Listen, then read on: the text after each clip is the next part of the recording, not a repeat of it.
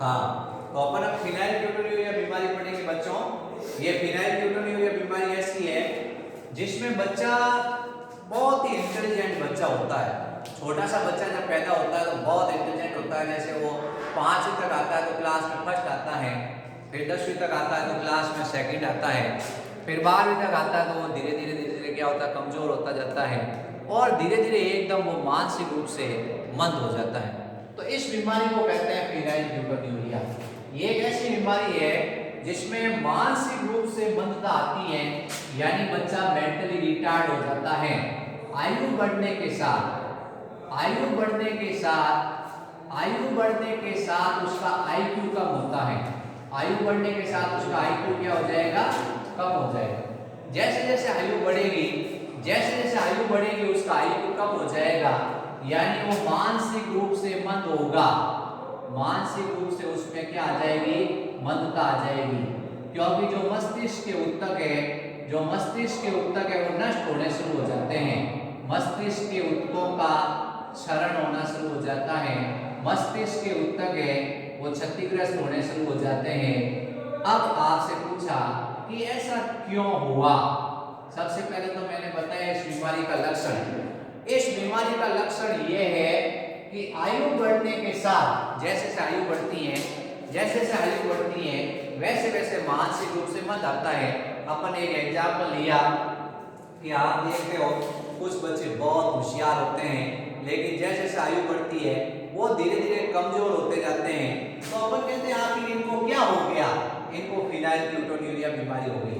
ये बारह गुणसूत्र हैं, उसमें एक तरह से अपन कहते हैं परिवर्तन के कारण हुआ है। 12 गुणसूत्र में जो जीन है, 12 गुणसूत्र अपन को पता ही है काई गुणसूत्र है, उसमें उत्परिवर्तन के कारण हुआ है।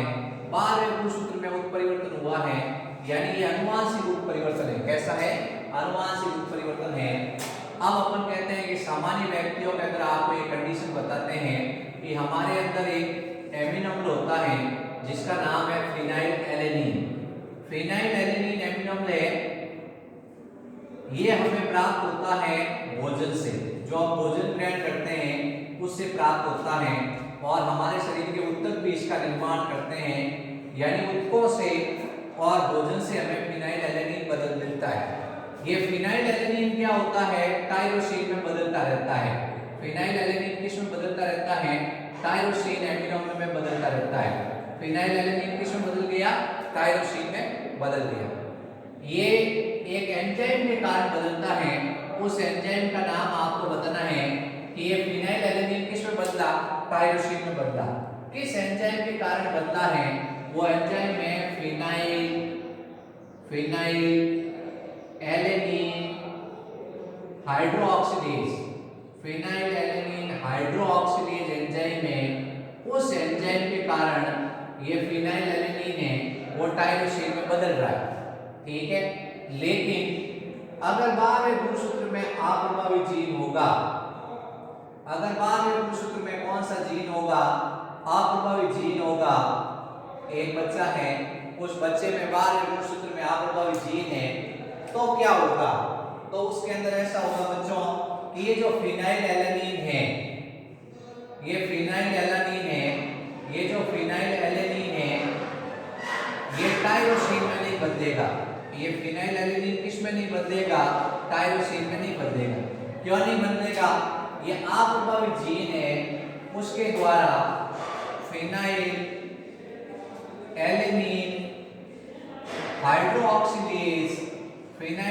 हाइड्रोक्सिलेज एंजाइम का निर्माण नहीं होगा। किसका निर्माण नहीं होगा, एंजाइम का निर्माण नहीं होगा।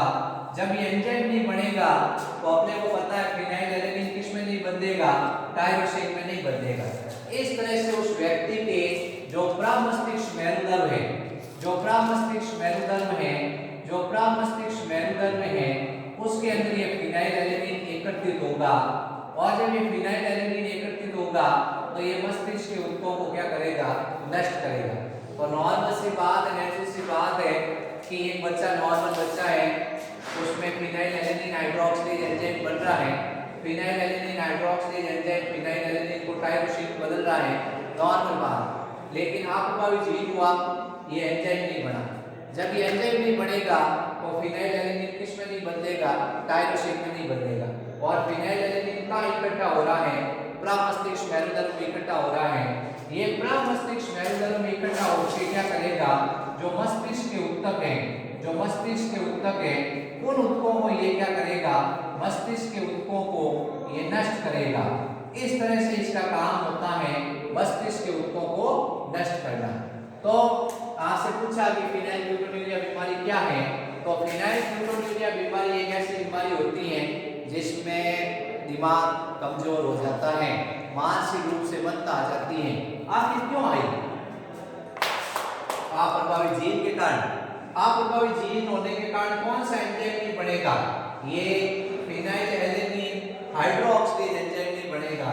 और हमारे अंदर तो क्या है, हम तो नॉर्मल है, तो हमारे अंदर तो प्रभावी जीन है। कैसा जीन है, हमारे अंदर तो जीन उपस्थित है। ये प्रभावी जीन क्या कर रहा है, ये फिनाइलएलेनिन हाइड्रोक्सिलेज बना रहा है और फिनाइलएलेनिन है और टायरोसिन में बदल रहा है। फिनाइलएलेनिन टायरोसिन में बदल रहा है। हम भोजन, हमने दाल खाई, हमने चावल खाए या हमने कोई दूसरा पदार्थ खाया, हमारे शरीर में फिनाइलएलेनिन आया, फिनाइलएलेनिन को हमने टायरोसिन में बदल दिया।